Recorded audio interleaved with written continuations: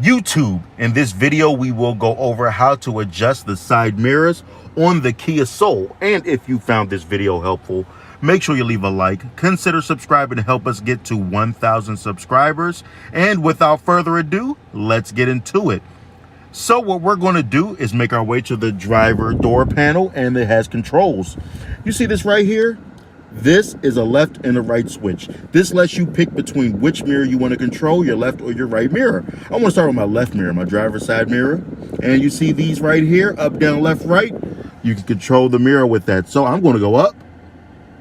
I'm going to go down. I'm going to go left. And I'm going to go right. Okay? And I'll adjust this to my preferences after the video. So to do the right passenger mirror, I'm going to switch this over, and now we're on the right hand side. So I'm going to adjust this right, left, up, down. That's it. That's all. That's how you do it. Use that switch left and right to go from mirror to mirror, and use that directional pad above it to toggle the mirror in any direction you want. So hopefully you found this helpful. And if you did, consider subscribing to help us hit our goal, and I will catch you on the next one.